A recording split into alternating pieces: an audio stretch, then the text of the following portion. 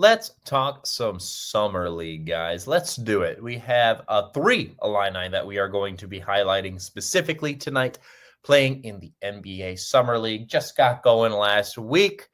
So, for those of you who don't know, the Summer League is basically just the league for younger players in their first couple of years in the league to not only get some minutes in, see where they fit in their rotation, but it's just really good practice is all.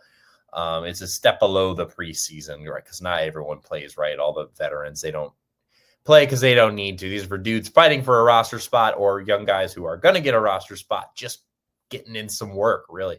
It's what it is against some NBA level talent. So the first guy we're going to talk about in this topic is going to be Terrence Shannon Jr. Yes, he is playing in the Summer League, entering his second year. He didn't play a whole lot in the regular season last year, so I think that's a big reason why. He did really come to life in the playoffs there towards the end of the season, getting more minutes. So some people are a little surprised that he's playing in the Summer League. Maybe he shouldn't be playing in the Summer League. Seems like he's too good to be playing in the Summer League because he has been incredible. He has been Minnesota's number one scoring option. He's also changed his number to number one. He's also maybe going by TJ now. I found some sources saying that he's TJ. The announcers called him that when I watched his one dunk that he had against the Pelicans in their first game. I don't know what's going on there. It's indecisive if he's TJ or Terrence now. Either way, the number switch and the possible name switch have definitely led to an increase in aura, increase in play on the court. He has been great. He's thrown down monster dunks every game he's played. Thursday was his first game, his last Thursday against the Pelicans. 20 points, 9 assists, 6 boards. Then yesterday, he played against the Nuggets.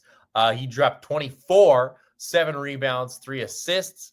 That's Saturday. Yesterday, I forget who he played yesterday because I don't have it in my notes here, but he dropped another 24 points yesterday. So just really good through the 3 games he's played in the Summer League so far. I found this article from this magazine called Minnesota Sports Fan. Sorry, I got an itch, guys. Out.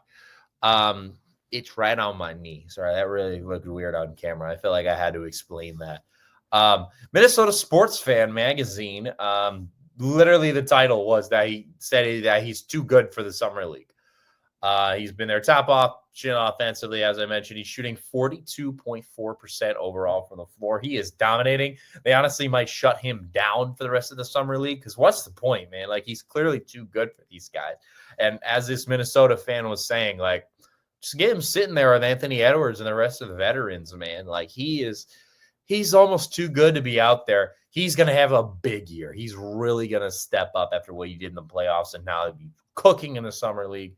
Really excited to see what's going to happen with TJ Shannon. That sounds weird to say. I don't know if that'll stick.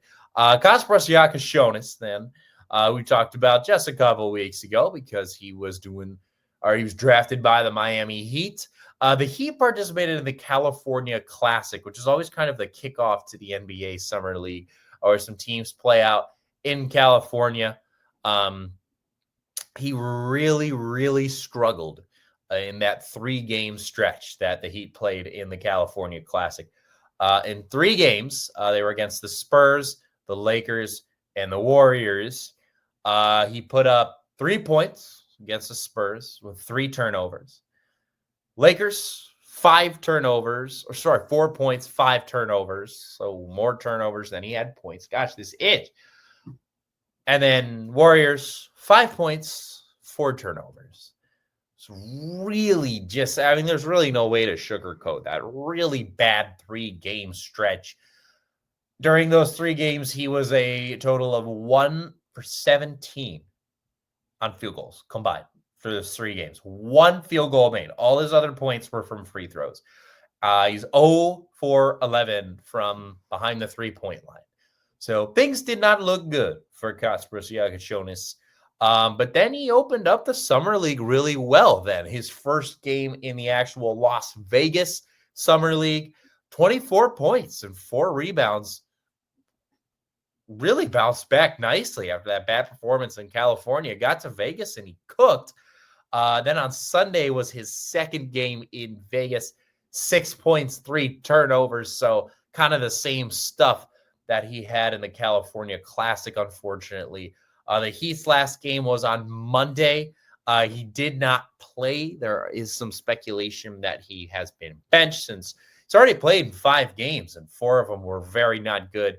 The one that wasn't bad, though, was very good. A 24-point performance. So just very streaky early on. A lot of turnovers, which was his problem when he was in college as well. So we can't be too surprised about that. I mean, yeah, it's overall just sucks to see his shooting be so bad too, And again, I think obviously he's going to need some time to adjust to it, right? Don't freak out, right? It's just the summer league. The summer league it's not a good tell of anything. Alexander Sarr on the Wizards last year, terrible summer league, was a candidate for rookie of the year this year. Trae Young, awful summer league when he was a rookie. Now he's a superstar and has been for years. So I just don't freak out too much about the summer league. Obviously, you would like to see him doing well, but he needs some time to figure it out, man. The dude just got drafted last month, hasn't even played his first real NBA game yet.